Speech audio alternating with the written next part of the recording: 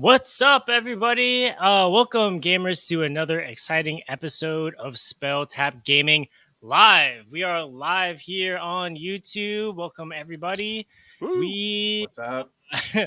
This is where we discuss the hottest gaming news and reviews, and I'm your host, Ryan Goto, and today we have a fantastic show lined up for you. And we have Christopher J. Gannon, Joe Vig, and Ben Howard with us again today. Thank you so much for joining us, fellas. You're welcome.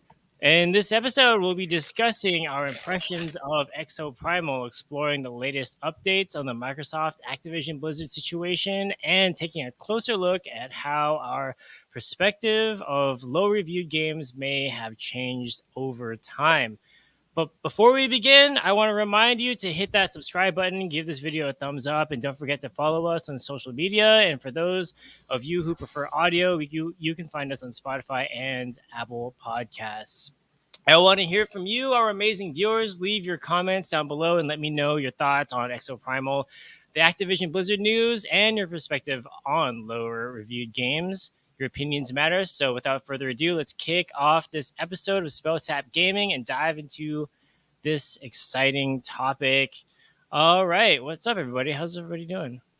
I saw it, dude. Chilling, man. It's a Friday. It's a Friday. Happy Friday. Happy Friday. Happy Friday, y'all. We made it to the weekend. You guys gonna be playing any games over the weekend? Mm-hmm. Trying to finish Final Fantasy 16 this weekend. We'll see. Nice. I'm going down to my brother-in-law's, and we're going to be playing Bushido Blade 2 all weekend. What? Yeah. That's sick, dude. Hell yeah. Yes. Bushido Blade. That's like the samurai fighting game, if I remember. Yeah, PS1, dude. That's sick, dude. I love that. It's so much fun. Like when you play with other people, it's just one of those games that just really scratch the itch for fighting in general. That's the weapon-based fighter, right? Yeah, so there's no, like, you don't have a health bar. You just have to really, it's like you can have one-hit kills, but you have to, kind of like outsmart your opponent. It's like a chess game. That's sick, dude. I love games like that, especially fighting ones like that. That's cool, man. Has the boat stopped swaying, Ben? It looks like you're on some VR. Yeah, so I'm on a gig right now for VR capture and stuff like that. And I mean, this isn't my first time with VR, but it is my first time really like sitting down and really like going in depth with VR. I've done VR demos before, like at cons and stuff, but this is my real first time with the Quest, and the game that I'm currently working on is making me a bit motion sick. And our family has a bit of a history with motion sickness. My dad gets severe motion sickness, and I too get motion sick too. I think the reason why they say, "Oh, has the boat stopped swaying for you?" is because I've been fishing for a long time, and we use like Scopamile patches on the boats and stuff, so that way I don't get seasick. Nice. Sure, whatever helps. You gotta do what you gotta do. Maybe. So, do you get sick? Do you usually get sick on boats? Oh yeah. I mean, Okay. without the patch, I'll be done for the day. Like, you'll get me out into like maybe like a little bump, and I'm just done. You try Dramamine? I have. Dramamine was the very first thing I took, and I was in 7-foot swells, and it was probably the worst day of my life.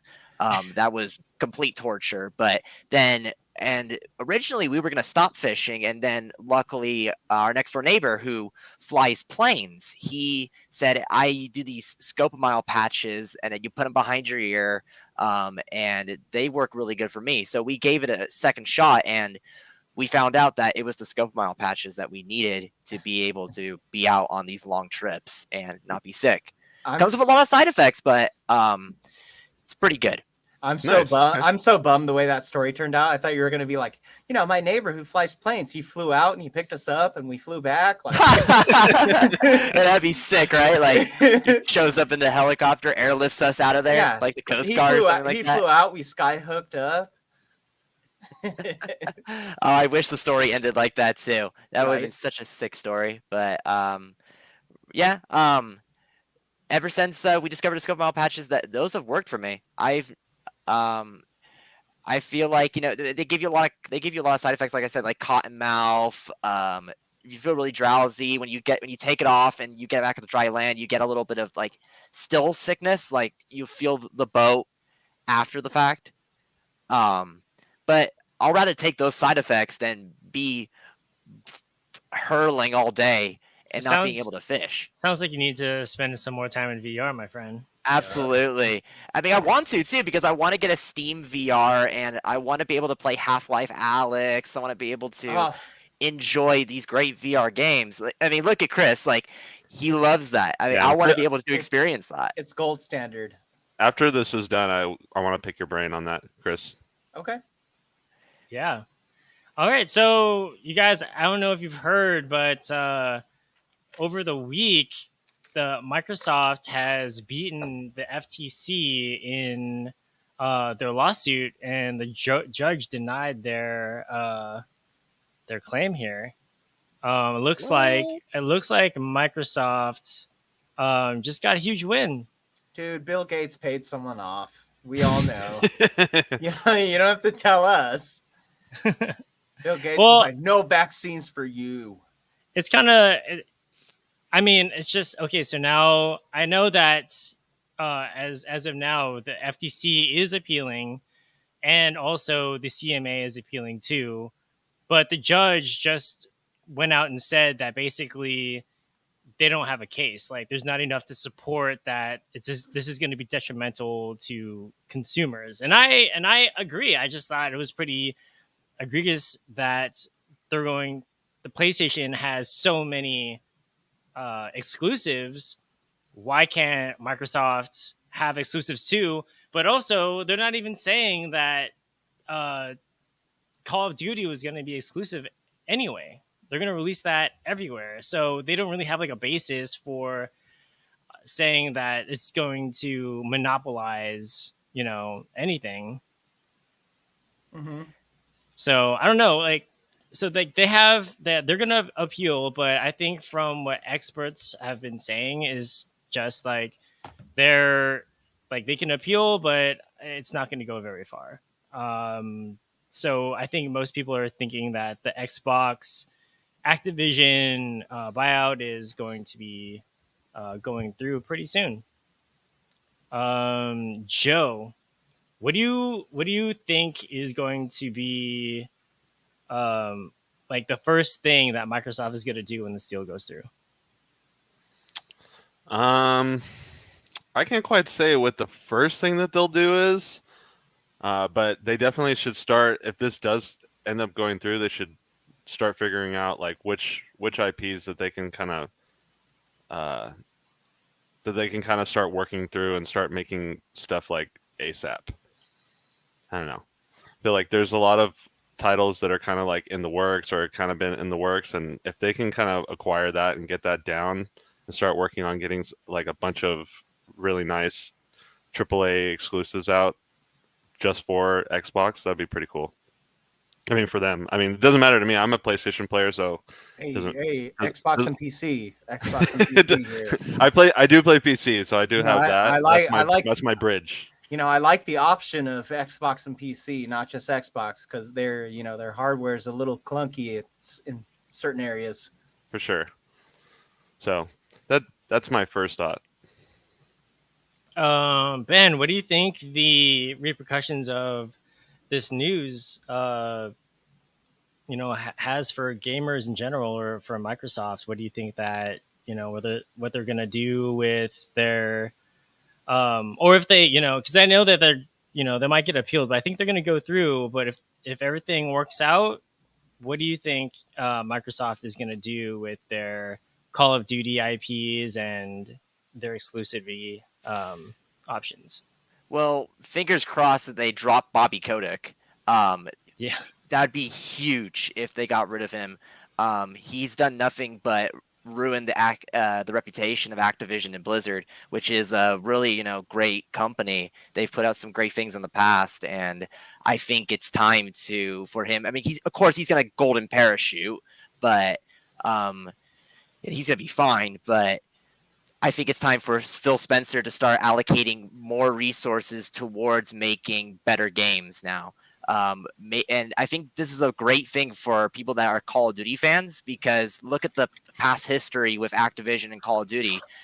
We could have gotten so much more out of games like Black Ops 4, even now Modern Warfare 2. We should have gotten so much more out of that game. But because of the development cycle and the lack of respect for developers from Activision's corporate side, we are seeing a lot of half-assery coming out because of deadlines and things like that. So I think Phil Spencer is an absolutely smart CEO, and I think he's a great CEO to take charge of Activision Blizzard. And I'm really, really hoping that, I mean, of course, PlayStation gamers are a little nervous going in, and of course, they're expressing that online, saying, I hope Call of Duty doesn't go exclusive, but they've never said at any point that Call of Duty would. But once again, I cash cow. Yep. There's no way. I've heard there's actually like 1 million documents that they've gone through in court that have Microsoft saying literally nothing about exclusivity for Call of Duty. Right. And, yeah. And like, That I game- think. Go ahead. Sorry, that game's been a game that has been on multiple systems, like basically throughout its entire lifetime, even back all the way back to like the PS2, like original Xbox era. So, like, I don't know, there's no incentive. There's just too much money to make by having their games on all of the systems. Right. And I feel like the news is just in people's face more nowadays than like in the past. And I think that's what's gotten people a little bit scared, that they read headlines they read the headline and they're like, oh, here it comes, instead of reading into the article and finding out for themselves the real information, the truth. And I think that that's what's happening right now. I don't think Call of Duty is going to go exclusive, and I think PlayStation gamers are still very much going to have Call of Duty in the next coming years too.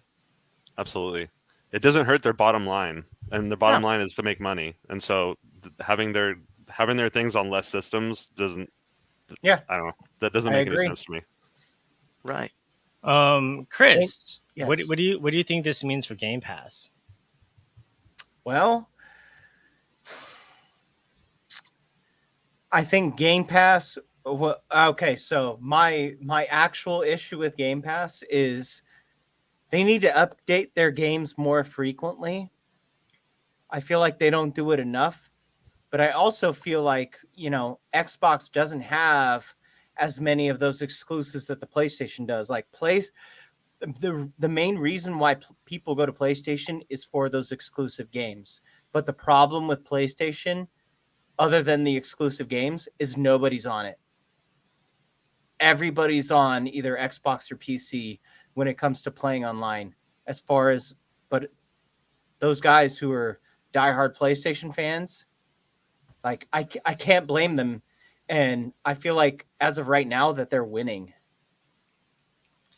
I mean, I definitely think that I don't think that the console war that's going on, I definitely think that Nintendo is like the number one, like I don't think they have like that portion of the market like covered. PlayStation is definitely up there. They don't have, like, I know that they're investing a lot in their live service games with the acquisition of Bungie and stuff like that.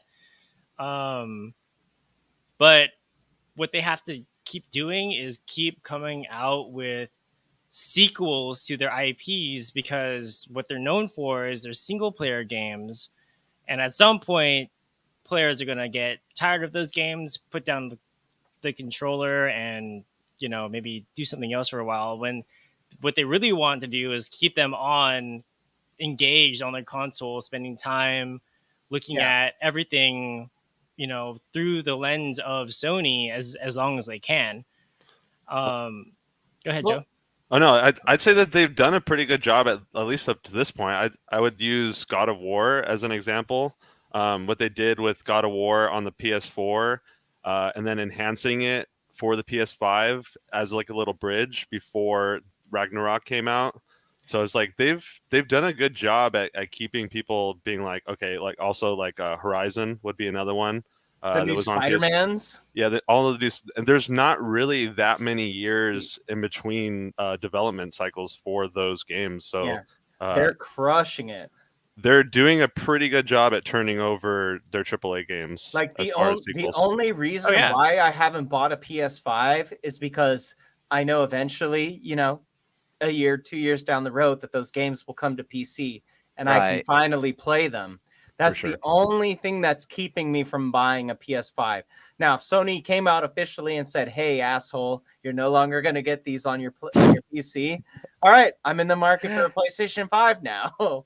For sure, I can see that because you will eventually be able to play like Final Fantasy Yeah. 16, Exactly, all and that stuff. I will, but Yeah. I'm not going to go out, spend the $500-600 for the PlayStation 5, spend another $60 to $70 for the game, and play it. Now, if I can just wait a couple years and then the game comes out on Steam for $60, I'm down. Let's go. I Yeah, and think you'll get it. I think companies now are capitalizing on the fact that this generation doesn't have a lot of patience like they used to. Like, yeah, the companies are like, yeah, these games are going to come out on PC, but would you rather play it now, or would you rather play it in 2 to 3 years time? And a lot of the current generation of gamers would say, I'd rather play it now. I'd rather play it when the hype is good and everybody else is playing it. Oh, don't get me wrong. I still have that bias in my brain where I'm like, yo, I'm literally like, I got the credit card out, like I'm ready to swipe that shit. Like, Yeah. don't get me wrong. The new I'm the same Diablo, way. they released that early for what was it, Ryan? How much was it for like a week early? Yeah, it was like an extra $20 or something like that. Yeah, and so dude, they know that they will make some sort of paywall to where it'd be like, okay, cool, you want to play it 2 weeks early? There you go, an extra Yeah. $20. And guess who bought that shit? I'm guilty of it too. I did it with Starfield. Yeah, guilty. So that's, Yeah. I mean, but they know though, so that's I don't know, Yeah. Very smart. prey on it. Yeah. So for me, okay, this is my perspective.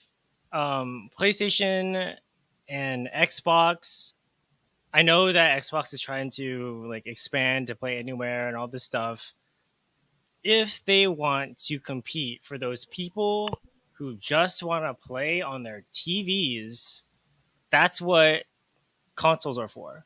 Yeah. For people who don't want to mess around with like the PC stuff, they just want to turn on the machine, play the game, whether it be Call of Duty, whether it be The Last of Us. They don't want to deal with all the stuff, and they like playing on the TV because it gives them like a theatrical experience, right? Right. This is Xbox competing. This is Xbox saying we want our home consoles to have a game that will drive sales of their consoles, right? Mm-hmm. Competing with PlayStation in that way. The other thing is, if you have a PC, you probably don't have an Xbox, or in most cases, like I think that most people have either one or the other.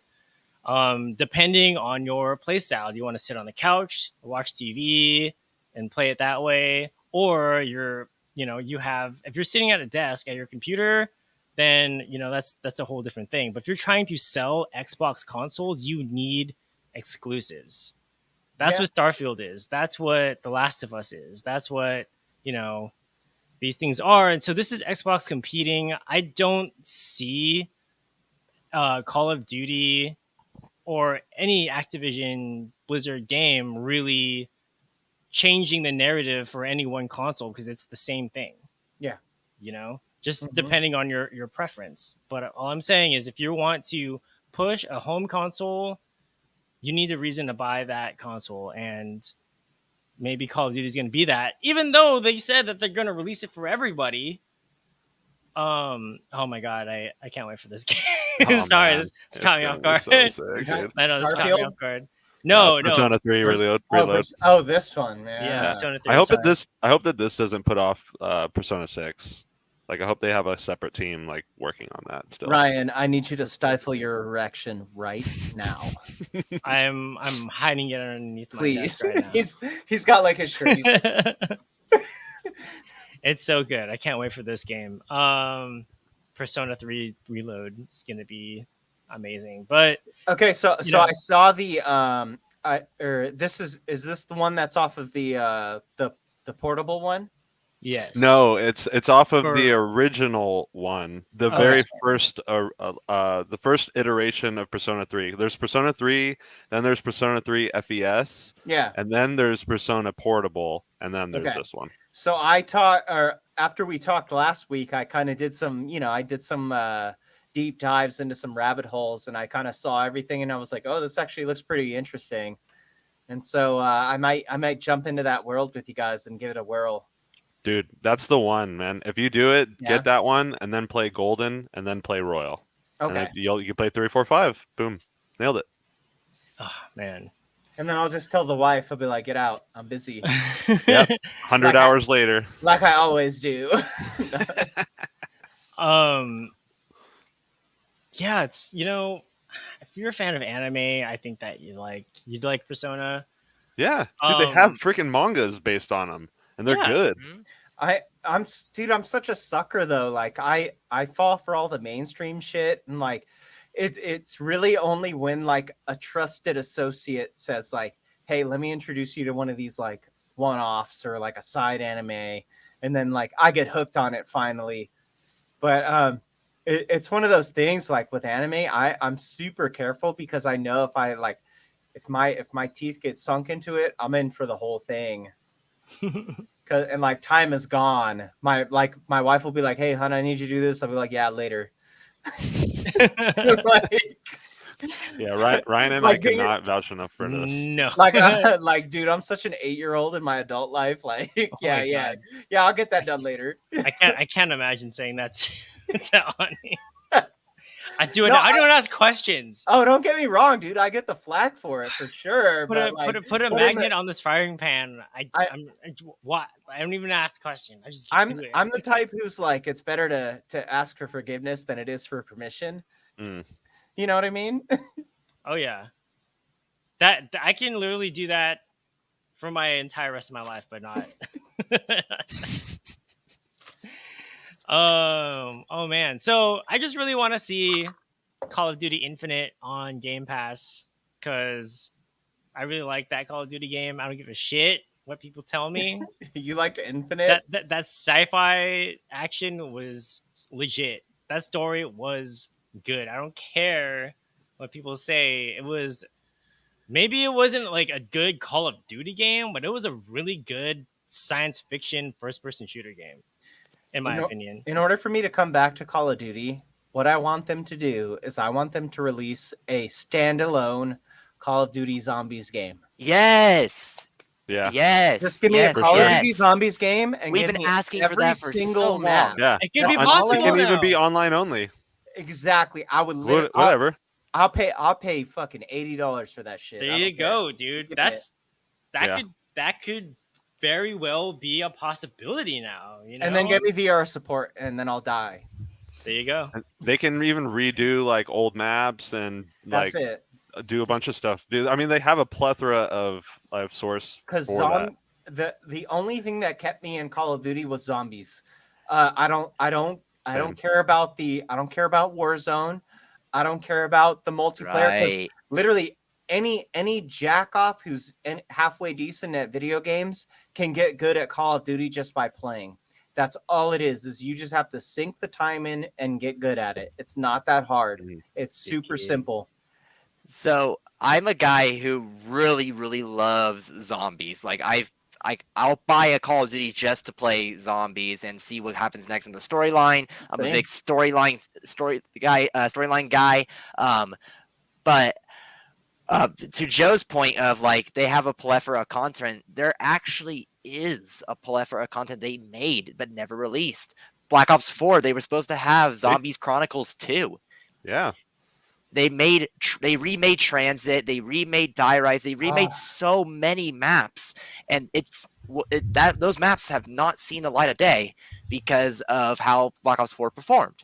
So people have been asking for a Call of Duty zombie standalone experience for years. Like I remember hearing about it back in like Black Ops 2, Black Ops 3, like people talking about having that kind of experience. There's been rumors, things like that.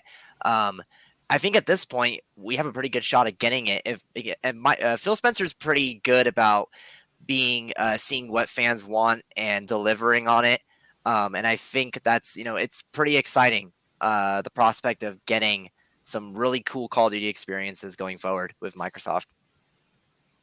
For sure. So we'll see. It looks like, there's still some hurdles, but overall, I think it was a huge win for Microsoft. And that's always been my thing about like fairness. And if PlayStation's going to have those exclusives, and Xbox should too. That's all I'm saying. Should they though? Yes, Joe. That was Joe. Okay. He got you, Joe. But I mean, think about it this way too. Like, if you have a PC, then you don't even need to worry about any of that. So yeah, you'll get it eventually. But what you won't get on Xbox is The Last of Us or like the Spider-Man games. Or that's why I have a PC, Ryan. Yeah. The only thing that you're not going to get on the PC are Nintendo exclusives. Yeah, exactly. So I have a Switch for that problem. And exactly, but a Switch is way more affordable. Yeah. So even if you want to get a Switch Lite, just so you can play their AAA titles, Joe, it's $200. Joe, no, don't. Hey, I'm just saying. I'm not that I'd done that. I'm just saying it's a possibility, man. I'm trying to help out the poor people out here. Oh yeah, the poor gamers. That's me. Okay, guys. So that's that. We're gonna move on to Exoprimal. It is on Game Pass right now, which is fantastic, which is allowing me to play. Thank you, Xbox. Sick. I'm playing it on my PC. So there you go. I have my Xbox Ultimate subscription, playing it on my PC, having a good time. And I have some gameplay. Let's play it. Hell yeah, dude. That's sick, because I was very curious on this, so I'm excited to see this. Yeah. I want to see, Ryan. Dinosaurs. It's pretty Ryan, fun. I want to see. Let's see I'm not gonna dinosaurs. lie, as a kid, I wanted to be a paleontologist, so dinosaur Me stuff too! dinosaur stuff still appeals to me, bro. So You wanted to be James Hammond? no, there was actually a claymation dinosaur Isn't it movie. John I think it was Hammond? made by Disney or something. Or It was yeah, all John about Hammond. Excuse paleontology. me. And, Yeah? man, watched that on VHS as a kid to go to sleep. Were you Brainwashed a me. fan? Were you a fan of Primal Rage? Oh, bro, I love that farting monkey, the farting ape or whatever Yes. it was. Oh man, entering the dinosaur portal. All right. So, all right. What this game is basically. Oh yeah, let's go, Capcom. It's like a 5v5 PvE PvP type experience. So you have like a mission, there's like a map, and there's like a route that you take, and you're in there with a team of 5, and you're playing it against another team of 5. And it's like, if you've played Destiny 2, it's a lot like Gambit, where what you want to do is like complete like specific objectives faster than the other team. Sick. And then I believe that in some instances you can actually send more dinosaurs over to the enemy's map. Like they're on the same map as you, but you're just not able to interact with them, and unless you like send over something to like hinder them from completing their objectives. Right. What do you mean by like sending dinosaurs? Is like you summon them basically, or Yes. how does that work? Yeah, you can. There's a way to summon dinosaurs that you can actually control on your side and like kill other dinosaurs. But there's also a way to send dinosaurs over to the other team's instance and and it kind of like blocks them from completing their objectives. And it's a race basically. And then there's like objectives for each section of the map. I think there's like 3 or 4 sections of the map where you have to like escort something, or you have to kill. So in this one, you have to kill like 120 of a specific type of dinosaur. That's like one objective, and you're trying to do that faster than the other team. And then there's 3 classes. There's a support class, there's a tank class, and then there's like an assault class. The support class. This is a support class, so I'm healing, and I'm kind of doing like crowd control and stuff like that, and you unlock like other weapons and abilities and stuff like that. But really, what you want to do is stick to your if you're a tank, you want to try to block as many dinosaurs from coming in as possible. You have like a huge shield. You have like a taunt ability that gets all the aggro to you, so that your teammates can come in and take out the rest of those dinosaurs attacking you. So there is a pretty decent amount of strategy involved, and to have like I think there was I had to be support like almost every time I had to play. No one wanted to be a support, but I think that if you are that support or that tank, you have to play those roles. Otherwise, it can get very challenging. You can get overwhelmed very quickly if no one is on the same page. See, I like that though, because I like to play support. That's my favorite thing to play. So when nobody wants to play it, I just scoop it right up. That's Not a sick. problem. Same. I don't need all the glory, man. Like I'm down being like, the guy in the back, like, the unsung hero who really does things. Yeah, and I just I really like the character designs, like the mechs look awesome. Dude, the graphics on this looks sick. I mean, just like just like a crazy amount of like dinosaurs on screen. Sometimes they're literally just pouring out of these like spheres, like they're just throwing them up. It's kind of funny. But yeah, strategy matters. Communication, it can be like really challenging if you're not clicking with the other players. So overall, it's a pretty fun game. It's missing some features though. I don't think it has like full crossplay right now, and you can't crossplay with parties. So if you're playing on different consoles or platforms, I don't think there's a way for you to lobby up. I think you gotta get on the Discord and do that whole thing.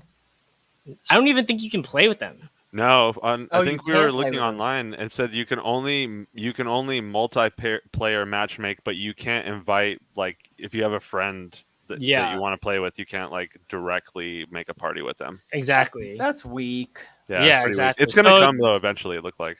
Yeah, I would, if it has to come, because as it is right now, like it's pretty fun, but I don't see the longevity if it's not connected to other platforms in a way that is allowing you to like play with friends across platforms.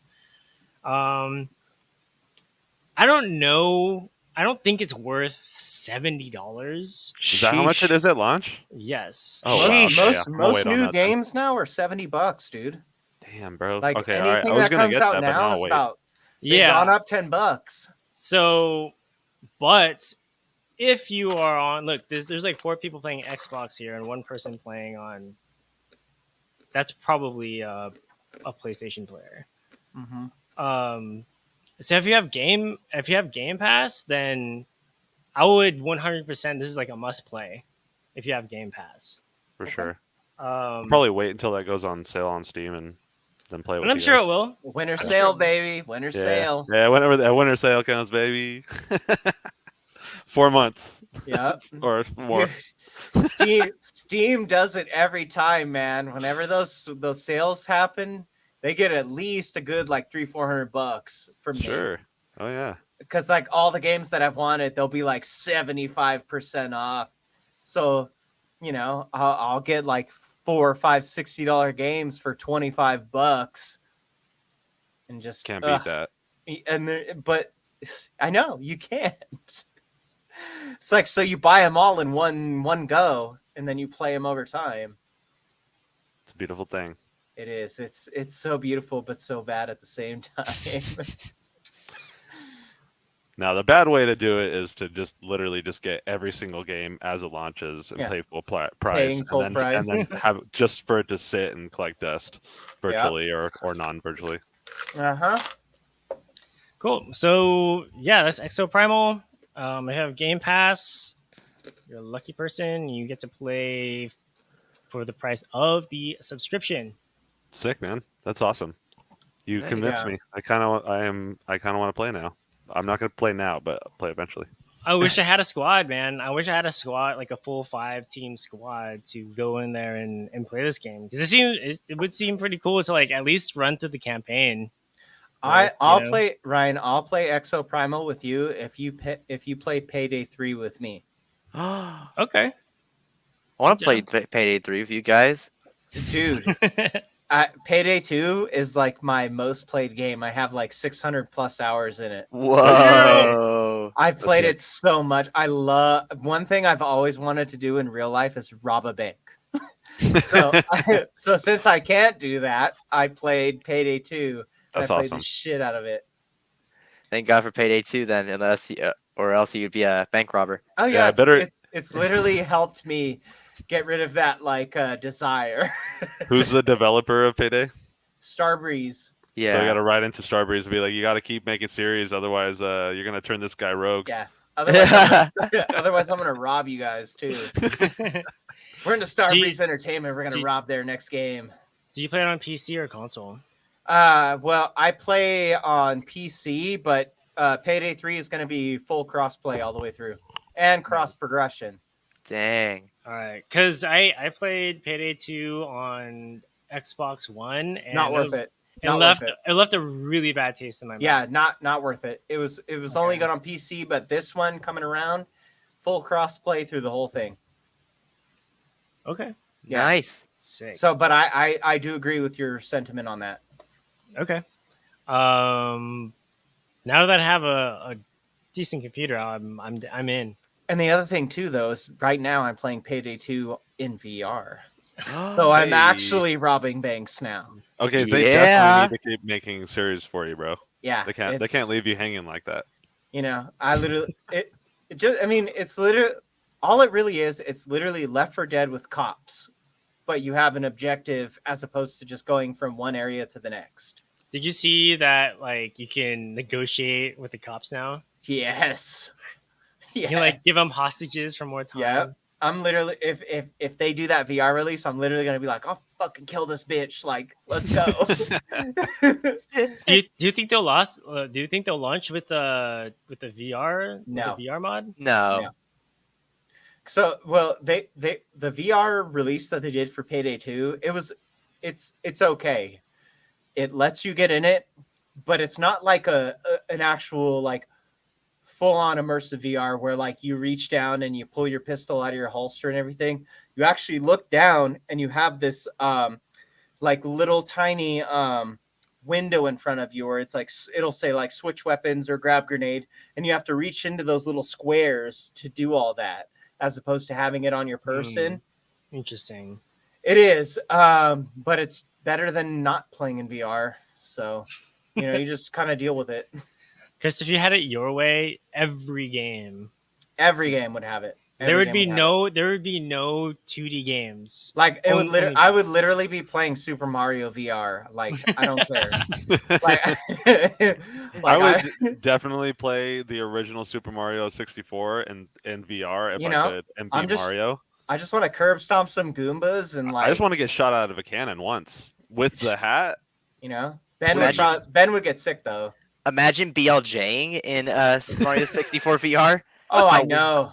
That would look weird. Oh, I know. It'd be so The cool. trippiest experience. Mm. Sign me Dude. up though.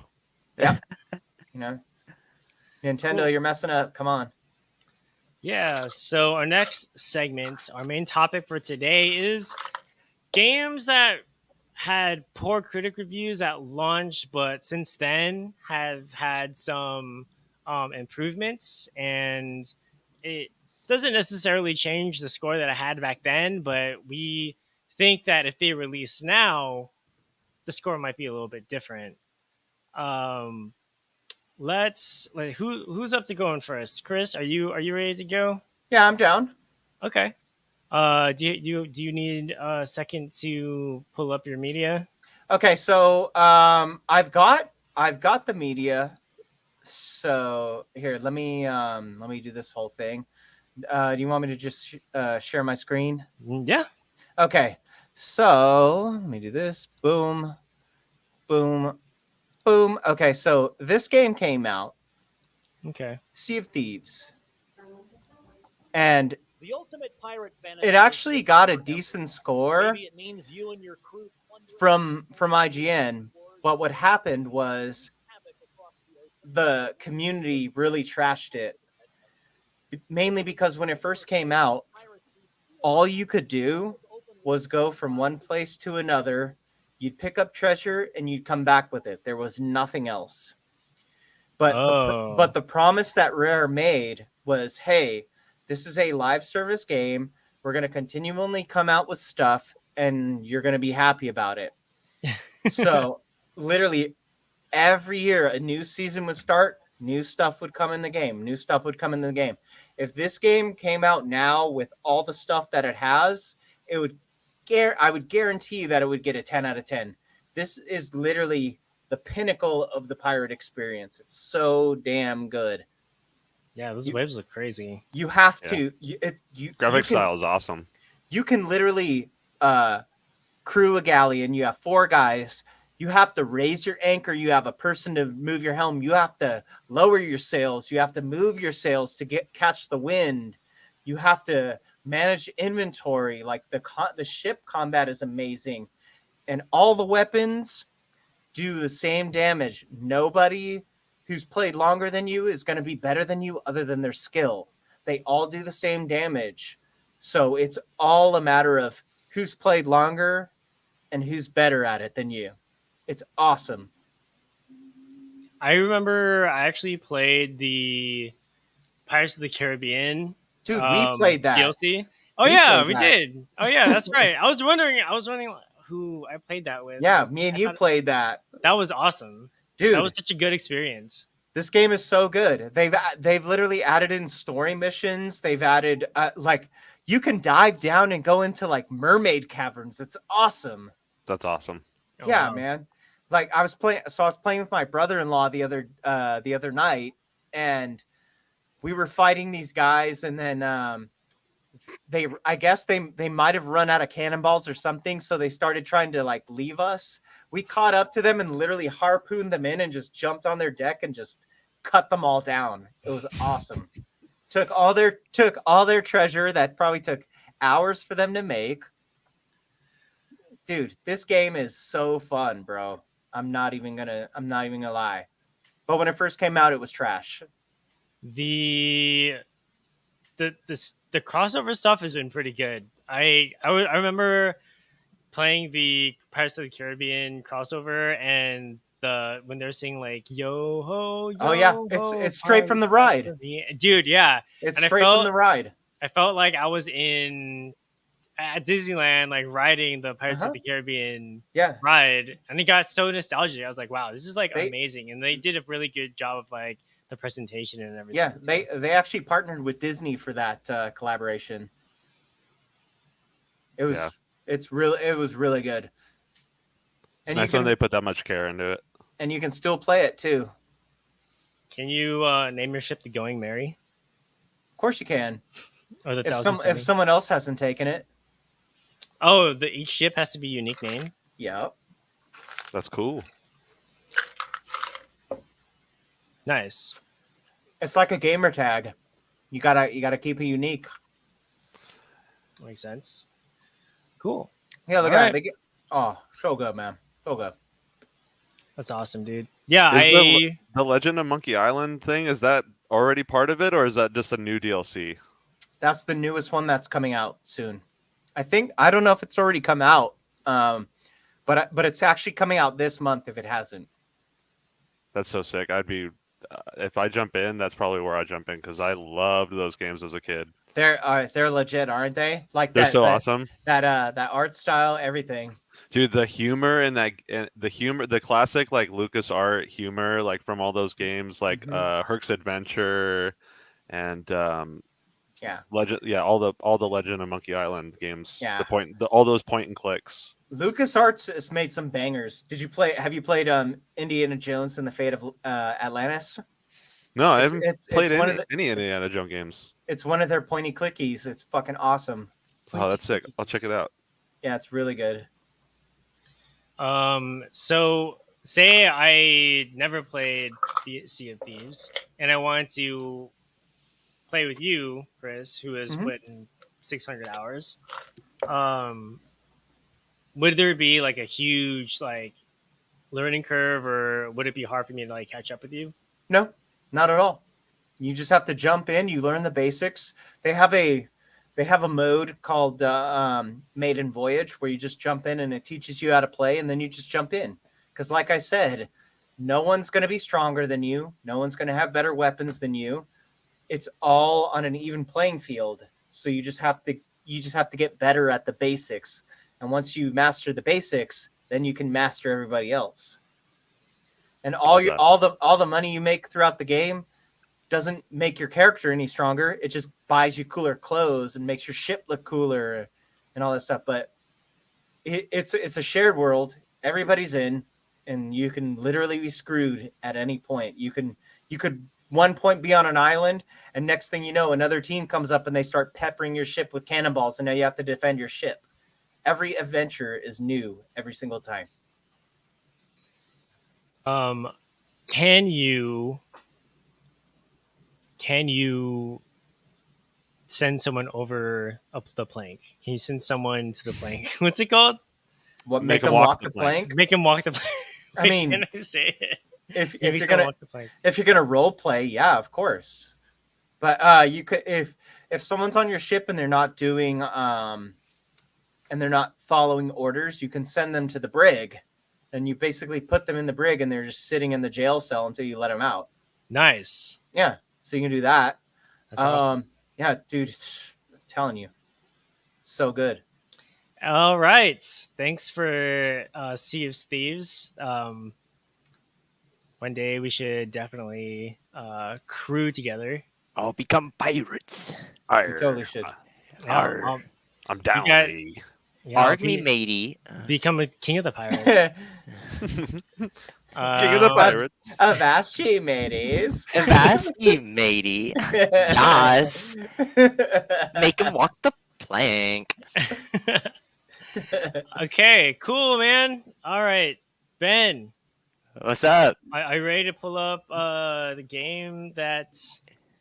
Yes, is on I your am. background? The Gotta move infamous out for a Fallout second. 76. Yes, I am. Let's see. Is it working? I'm not seeing it. Oh, there it is. There we are. All right. So, Oh yeah. dang, this game has come a long way. This is probably like the roughest launch of a Bethesda title I've ever seen, and it's such a shame that it launched the way it did. It was borderline unplayable at launch, but now it's probably one of the most popular Fallout titles like ever. The community makes this game so great. Like you were saying before about like people getting into the game for the very first time. Would they be playing a constant game of catch up? I would say it's a bit grindy in areas, but that's what keeps people playing and makes it fun, is that the grind, although it's a grind, there is a lot of substance there.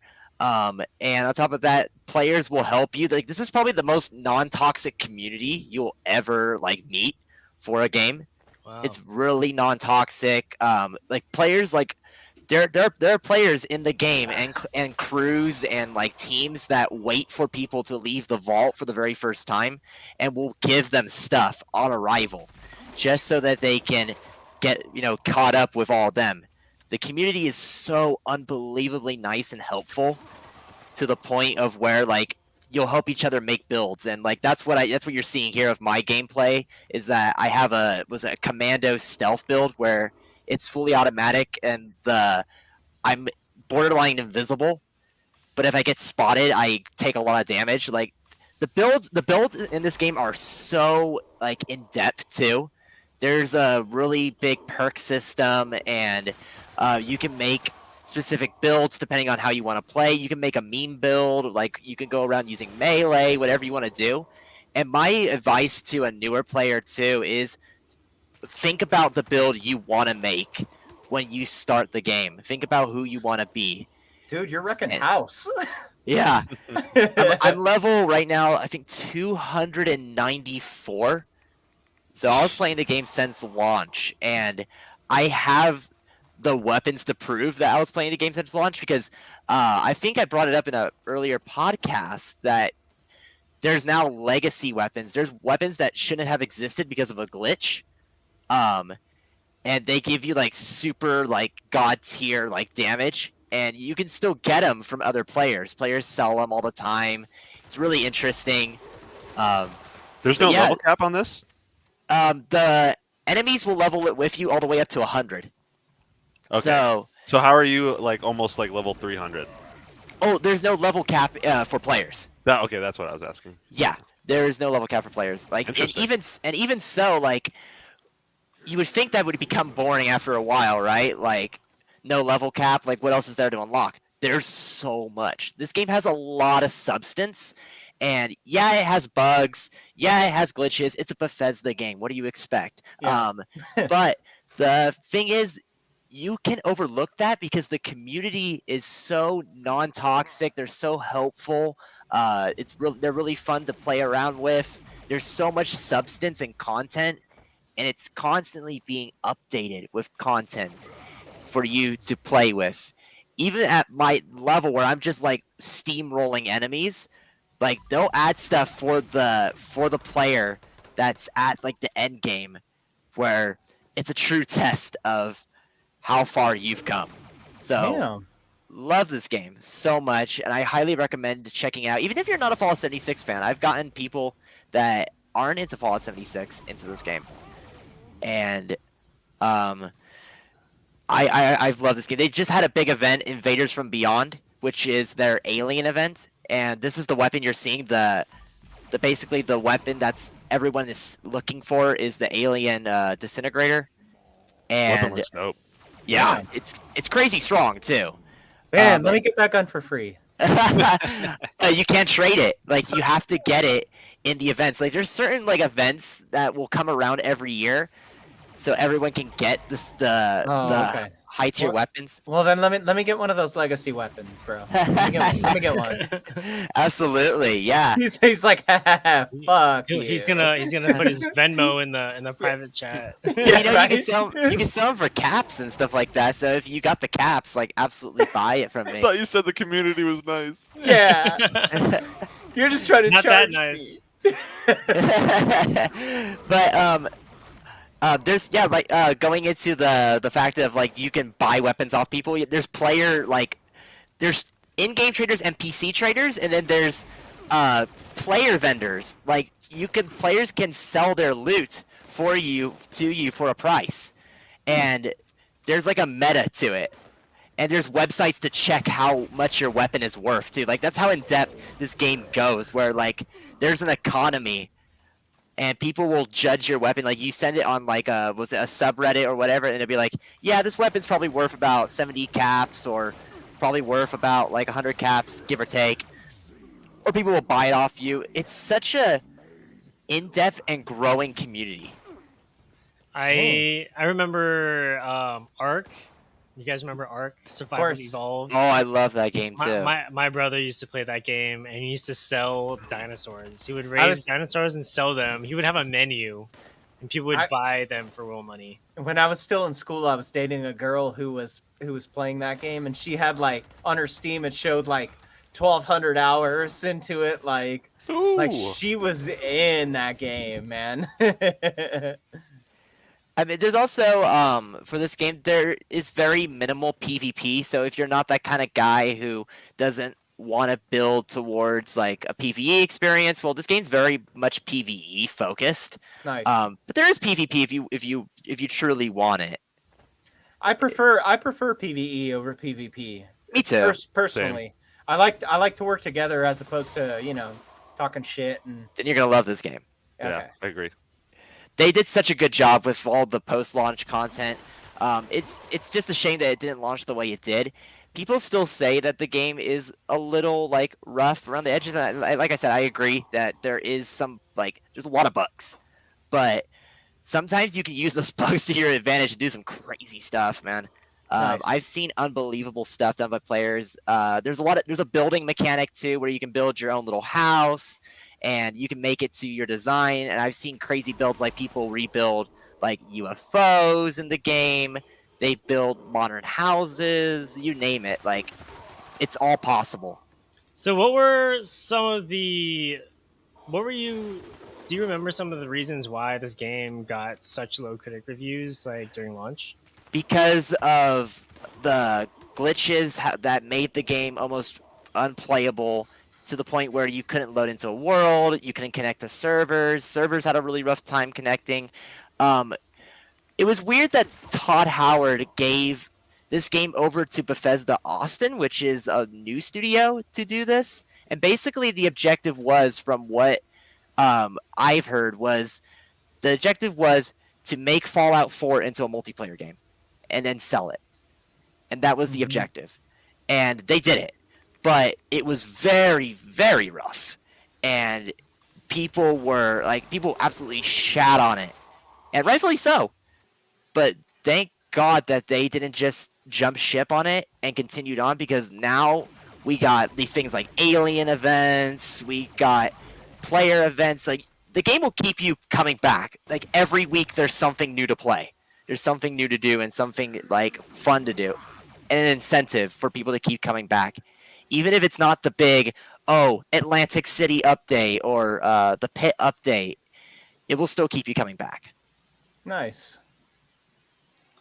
It is so fun. Nice. So, like, what are some of the features that you would say would bring people into the game now? Like, are there any is the game less buggy now? Is that why, is that what's gonna bring people back, you think, or Absolutely. I mean, like I said, if you play a Bethesda game, you know what you're getting into. There's gonna be bugs. There's gonna be, it's Todd Howard saying it just works. Yeah, it's. I mean, should we be accepting to that? I mean, that's up to you. That's up to your decisions as a gamer and morality as a gamer. But I think what brings new people in all the time is the events and how crazy they get, and how you can have a leg up over another player, or you can have something a player that's been playing since launch could have that they don't have. Like the Alien Disintegrator, I only just got that. But there's players that have had this for years. Because this event came out, I think, 2 to 3 years ago. And they replay the event every now and again for newer players to get that leg up, that advantage. So when Invaders of from Beyond was going on, I saw a lot of new level 2, level 3 coming out of the vault for the very first time. And I'm like, yep, this brought people in. So it's the events that bring people in all the time. There's also one thing that I remember was one of my biggest gripes when the game launched, was that there was almost no NPCs. Yeah. You remember that? I remember. I was taking quests from a robot every single time. And I kind of like characters and story, and that kind of was the thing that kind of killed it for me. Mm-hmm. But when they released the update, what was it? I think it was called Wastelanders. The Settlers. Oh yeah, the Wastelanders. Yeah, they came and they pretty much redid the entire quest system, and made voice acted NPCs have really fun and interesting quests. Yeah, that was really cool. I'm glad that they did that. Essentially a soft reboot for the game. It seems like they do that a lot, and it's a good tactic. It brings a lot of people in. The community's growing every day. I mean, IGN made a whole video on the community of Fallout 76 and talked about how big that community is and how cool they are. And I commend the community. This community is stuck with this game. I've stuck with this game, and I'm glad I did. I Good. guess we're all just lucky that all the nukes are in responsible hands. Yeah, Although, I mean, it's cool. You the thing with the nukes too is that you can use it to unlock specific events too. And people use that to let's see, how do I stop this video? Oh, there we go. yep. People use them to unlock like the late game events for people to farm and stuff like that. So although yeah, you can nuke other people, it's almost a waste because you won't get as much reward out of nuking people. So Just very not- non-toxic. I would still do it. I Just- do it from time to time. Hey, if no, it No, makes no, me mess mad with enough. me. that vault where you come out of. Can you nuke that area? You can. I just Just sitting there nuke a waiting bunch of for. noobs. Oh yeah, the intrusive thoughts can win a lot in this game.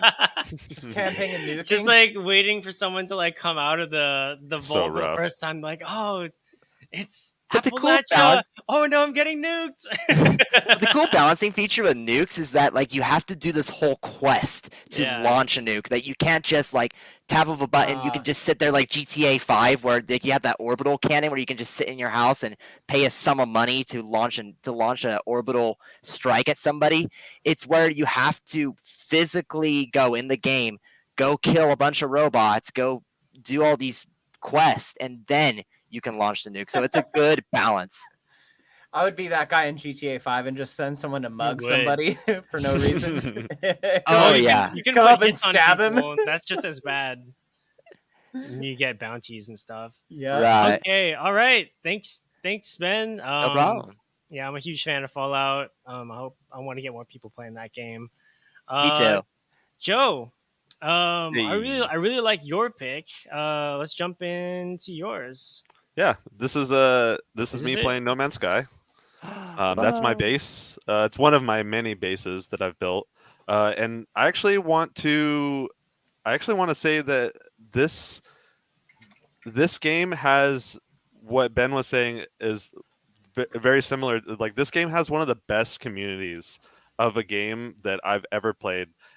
I mean, absolutely, completely non-toxic because there's no competition in this game at all.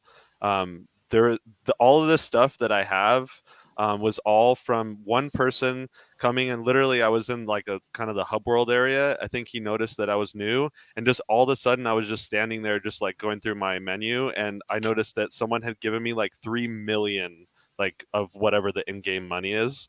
And I was like, what the hell? And I saw that it was gifted from like a random person, and then they just dipped. They never said anything. They just gave me money and then just left. And Damn. dude, that money helped me so much because I was able to do like a bunch of upgrades that like I really needed to do to like my ship and everything else. And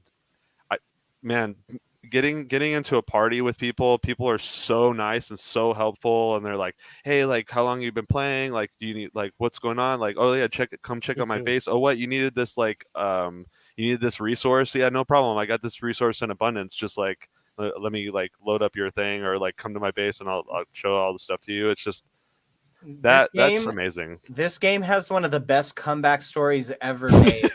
Yeah, God bless that dude. Dude, Absolutely. when this game launched, it was utter trash. Yeah, so let me go into that. The Hello Games, their original studio got flooded, and so all their original source code for the game that they had been working for, I want to say like almost 10 years to that point, completely gone. Yep. So they had to Wow. start from square one, and so Holy shit. that's why their launch was so rough, because they were basically like, okay, we have to release something so that we can get some sort of revenue so we can continue to work on the game.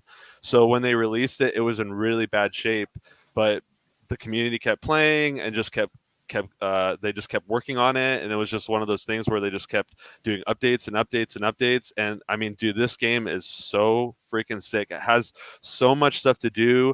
There's no pressure. Like, you don't have to do anything in this game. Like, literally, you could just do what I'm doing and just run around and explore. Like, I'm not doing anything in particular. I'm not doing quests. I'm just driving around and just enjoying my base and enjoying the world that's totally built up around me, and just like vibing on all the freaking like graphics that I'm seeing, and Getting I high don't know. on the- You on need the to space experience this in VR. Oh, dude, I It's so good in VR, dude. It's like pretty soon here I'm gonna get the PSVR and I'll play this in VR and I'll be I'm very telling happy. you, dude, it'll change your life. Oh man, I can't wait. So yeah, this is one of those games that I can always come back to, and even if there's been a lot of time that I've spent away from it, it always just like really refreshing. Like just all of the things about it, just like running around, like riding on my pet, like I was in the beginning of the video, to like flying a ship, which I do just a little bit later in this video. It's just, oh man, there's just so much stuff to do in this game, and I love how they never gave up. And the other thing, it's very similar to, it's crazy how similar this is to Fallout 76, and that they're constantly having like missions or like different events. Like they recently had an event that Ryan and I were trying to do. We never ended up doing it, Yeah, but it was remember, difficult. it was extremely difficult. But you ended at the end of the event, if you did it all the way through, you get the, what is it, the Nimbus from Mass You Effect? You get the Normandy. The Normandy, sorry, yeah, the Mass Normandy from Mass Effect, Whoa, as one of your freighters. Yeah, Oh, that's so cool. I mean, like that's pretty awesome as far as like a crossover. But they have tons of events like that where they give you like really cool like ships or some sort of cool like piece of gear or whatever it is, or a cool helmet, or just like fun like cosmetic stuff. And it's like you can do it or you don't have to do it, and it totally doesn't impact your gameplay. It just impacts how much you enjoy the game or you don't enjoy the game. So it's just it's therapy. yeah, it's exactly this Yeah. game is pure, just like absolute therapy, especially because there's no pressure. it's Like you so don't good. have to do anything. It's like if Minecraft took some steroids and then put you in space. Absolutely. This part right here, just flying around in my plane, is probably the best part of this Dude. game. And literally going from planet to space with no load times. Oh man, Why is your spaceship shooting rainbows? Is that a cosmetic thing? that's a cosmetic Because you're thing. tripping balls, man. Yeah, normally, Oh, man, I knew it. You should have took those It's mushrooms. kicking in. yeah, my 30. I have my what is it? My jetpack, and also the exhaust coming out of my spaceship coming out like the spectrum. So yeah, That's so cool. it looks awesome. Do the events like repeat like Fallout 76, where like they'll redo that event again in case you missed like the cosmetic weapon that you unlocked or whatever? Let me tell you, I really hope that they do the Mass Effect one again, because we didn't get to finish it. But to my knowledge, because I this is one of those games that I've sunk a lot of hours into it, but I don't like keep up with it, so I don't know if they recycle events or not. I really hope that they do. So maybe I don't know if there's somebody watching and they're watching this later and they can toss in the comments whether they do that or not. But to my knowledge, I don't know if they do that. If that's not something that they do, I really hope that that's something that they add. Yeah, in the 200 future. hours in, still a noob. Yep. Dude, Oh, dude. it takes that long to get involved, man. This is a vast game. Let me tell you, I opened It's a up vast the universe. menu to kind of like dive through, and I mean, I'm like 200 hours in this game, and I completely forgot like how like the mechanics of how this is. I need to get a good refresher on this. See, I like it's awesome seeing it from this perspective, but when you're actually in the cockpit, bro. I like switching it to the viewpoint where you're actually in the cockpit, and I can see that on my TV. I just like this because you can kind of. But get I'm a good saying idea. you need to be in it. Yeah, You know, for sure. you I need feel to that. get in on it. Telling you, playing this, dude. This game in VR has taken so much of my life, and I'm totally willing to give it more. One awesome thing I do love about it is you can see on the thing it says like arriving in 4 seconds. If you were to actually sit there and just hold the thing to go, and it says like 2 hours, it legitimately will take you 2 Yeah. hours to get from that point to the next point. And it's just like, I love the reality in this game. I love that they worked with real scientists to figure out like what kind of gases would be in an atmosphere to make it look a certain way, or to make like certain animals like a certain size, or to make them look a certain way. And there's so much love and care into the community and of this game, and to the development in this game, and the ongoing development of this game. Yeah, that was going to make a little bit of tighter return. Does it take you 2 hours in real time to get to a place? No. Yeah, So if you don't use your Yeah. warp, your if warp you don't use speed the or booster, whatever. yeah. But if you like legitimately wanted to walk from point A to point B to a certain place and without any like help from like machines, it will take you real time to get to one place to another. Whoa, dude, that's crazy. So it's the realism in this game. Man, I can't speak high enough volumes for this game. It's just one of those ones that it takes up a lot of space on my PS5, but I constantly keep it loaded on there just in case I feel like I want to play a couple hours, because I want it always available to toss in and play. Damn. Awesome, dude. Yeah, No Man's Sky is a special game. Yeah, so whenever they make the new No Man's Sky, that will be a game that I play, and that I play and buy on launch, and I will definitely be like heavy into the community when that decides to happen. Yeah, the life ender. When that The second one Widowmaker. comes out that's going to be actually developed for the newer consoles and for newer PCs and stuff like that, that's going to be absolutely life changing.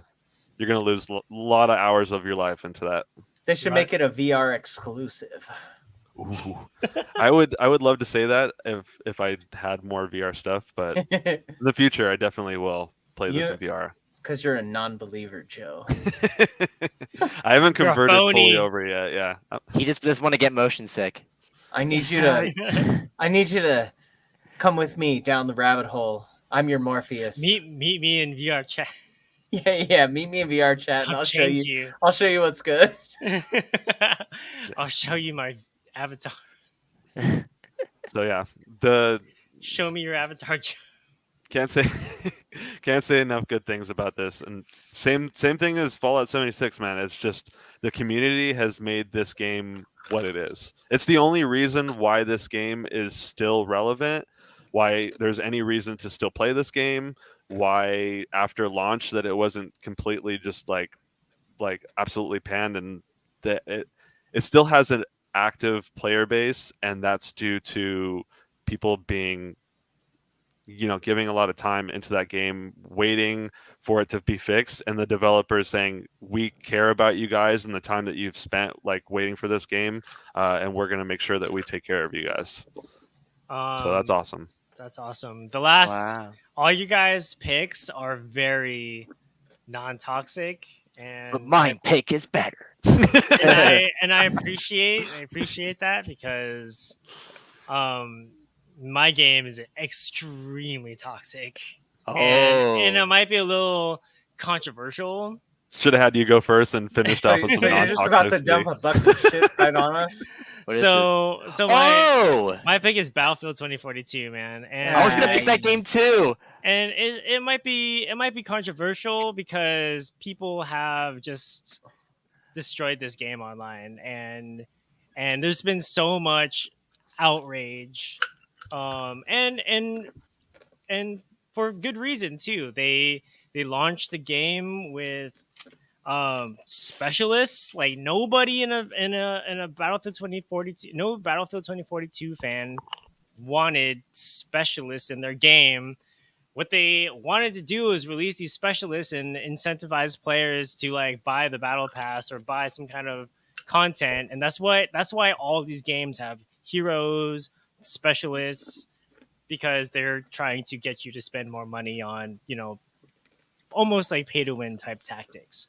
So it launched with that kind of stuff. The game was also extremely buggy at launch. Servers were messed up. They had balancing issues. The maps were kind of just half put together. And they launched like a failed game mode called Hazard Zone or something like that no one wanted to play, that they tried to make like a competitive type thing. And it just didn't work. It did not feel like a Battlefield game. What makes a Battlefield game? What makes a Battlefield game is the all-out warfare.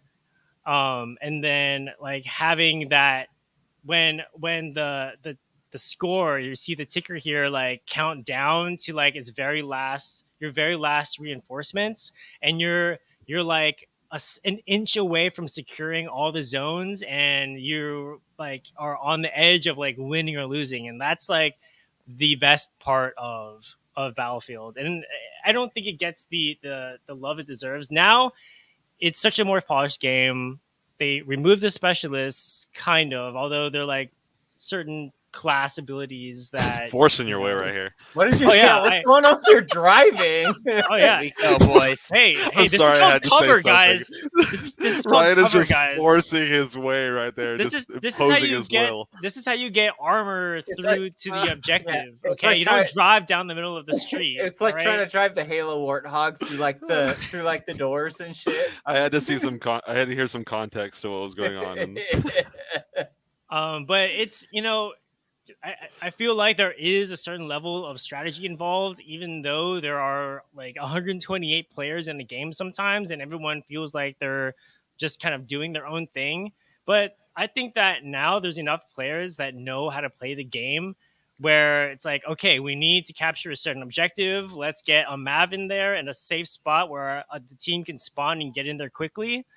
And there's so many instances like that where it's like we're down to like our last reinforcements, and you have a medic running around just reviving person after person after person, and just to delay the game long enough for us to capture that objective is such an adrenaline rush. And it doesn't always happen, but when it does, it's such a good feeling at the end of a match. And they can run a long time, which is adds to the Oh my god! Whoa. almost tipped it. Did you do the GTA 5 thing or the GTA thing where you do counter steer to flip it back over? I never really have that issue in this game. But there's like weather effects that happen. There's like tornadoes and sandstorms that happen. Sometimes I like to just see if a tornado will pick up my Mav and just like fly it across the map, which it does. And Is now this a transporter or what is this? Yeah, this is a transport. So the transports, players can actually spawn in these vehicles. So if you need to push up to an objective that we really need to capture, this is a really good way of getting your forces in close and getting them there quickly. And not getting hit because obviously like they can't take like damage while they're inside. Yeah, exactly. So I've always loved playing Battlefield. My only gripe with it is you really do need a squad. Like you need a group of people to play with, because you have to. This game is heavily communication reliant. Like you have to. You can't go rogue. Yeah, going rogue in this game. This isn't Call of Duty, dude. You'll get your ass shot like straight up. sure. I kind of disagree with that, because I think that as long as you're fulfilling your class role, you're contributing to the team. So if you're a support player, like as long as you're giving ammo to anybody on the team, that's fine. I mean, if you're just trying to get kills, that might be a little bit hard to do unless you're like in a position where for some reason they can't get to you and you're just like racking up kills. That's fine. But if you're a medic, you gotta be out there reviving people, and you don't have to be like communicating with anyone to do that. You can just use like the quick commands and stuff like to kind of like. Well, I disagree you with need. your disagreement. Okay. How dare? And- No, I'm kidding.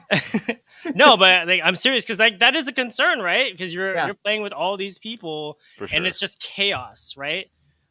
And that's kind of like the freedom of the game that allows you to do, because you can be tactical if you want to be on a squad and play with people and play in a way that is like more effective. And you can, if you're playing with a 4-player squad and you're locking down a zone, that could be very fun if you're really good at communicating with those people. But you don't have to do that in order to join the game. Like if you're like when I play solo, I love just playing the vehicles because they can turn the tide in certain situations. They really make a difference. Right. And now that the game is so much more solid, look at how much more like screen effects. Like there's no like huge like lag or tearing. Everything is so smooth now, and there's so much more people playing in these matches that there have been before, which is to me like insane. The amount of things going on and for it to be running this well is kind of impressive. It's pretty much the opposite of what it was at launch. So I think if this game launched today, I think that it would receive a much higher score and it would have a much higher player base. And I would argue that is better than Call of Duty. I agree with that. I agree with that. Unless we're talking about zombies, then that's a different game. That's a totally different game. But if you want, because I think it's a good mix of sim and arcade. You know, it doesn't take it like too seriously, but also like if you want to play in a way where you want to be you know, instrumental in your role and just play that role, you can do that. And like, you know, there's a bunch of modes now. If you don't like Conquest, Rush is a very different game mode that's a lot of fun. They have custom game modes. What are you playing right Portal. This is Breakthrough. So it's kind of like Rush, where you have to like, you know, plant the bomb, but there's no bomb. You're just trying to capture these sectors, and you move on to the next portion of the map. So you get, if you're attacking, you're trying to like basically get to the finish line, and when you're defending, you just like try to hold each sector. You want to, if both these sectors here get taken, then we move on to the next sector. Is everything that you're seeing right there on the map playable? Like all the way off into the distance, or just that? No, so it looks like it's kind of like a long like rectangular shape here that like you kind of like have to stay in the zone. Got it. If it was a conquest map, you would probably have this whole island here. That's sick. But yeah, it's super fun. There's a lot of different vehicles, and you know the seasons are adding weapons and vehicles and stuff like that. So nice. I highly recommend if you have not played this game in a while or looking for a game. Your engine. I know, dude. I So have they fixed the play to win aspect, or what? Yes, there is no play to win. Okay. Or pay to win. Oh yeah, pay to win. Yeah, pay to win. You think they would have learned their lesson with Battlefront 2? You would think. Well, you think it's still EA though. They're just waiting in the wings to do that. They're like, how do we rape our customers of their wallets? So yeah, guys, thank you so much for your games. Fallout 76, Sea of Thieves, No Man's Sky, all great games that definitely did not have a very smooth launch, but we think today they would do pretty well. I think they, you know, it's kind of a bummer that you know, they didn't get that head start that a lot of other games do. But these are every game that we talked about today are games that are extremely ambitious. Yeah. Sea of Thieves, definitely. Yeah. Especially No Man's Sky. Yeah. These games, an games, infinite amount of universes you can explore. Right. All these games, you know, are trying to like push the genre or like create a new genre or do something new and different. That's like hard to do. And I'm sure that you know, the developers are very upset when they launched and, you know, under the pressures that they usually have, and they couldn't get all the features in, they couldn't get all the bugs out. But I think that this just shows that if there is a dedicated fan base or the developers really believe in their idea and stick with it, that they can, you know, release a very amazing game that with a unique experience that you really don't get anywhere else. Right. For sure. And I feel for the people who aren't, you know, who don't have like a lot of money and they pay for a game like full price when it launches and it doesn't work out like it should. Like, you know, like let's just say like, you know, like I'm a really big Fallout 76 fan, or I'm a really big Fallout fan, and I've been saving up money to get that at launch, and it's buggy so much so that I can't play it, and I don't have a lot of money to buy another game to replace that, to wait for it to fix itself. So, you know, I feel for those people that like kind of dealt with that same thing with No Man's Sky or anything like that. But I think Fallout would be more of a thing because that's been a longer running series. So I feel for people that did that, like you, that, you know, maybe have bought it, but you know, that game has persevered, man. So it's crazy. Yep. All right, guys. That was kind of a long episode, so thank you for sticking with us. I hope you everyone enjoyed our deep dive into Exoprimal and the latest updates with the Microsoft Activision Blizzard situation. Our discussion on the games that we think that would review pretty well at their current state. And don't forget to subscribe and like this video, share with your friends, follow us on social media, and your support means world to us. So thank you for hanging out. And yeah, we'll see you next time on Spell Tap Gaming. All right, guys, I'll catch you later.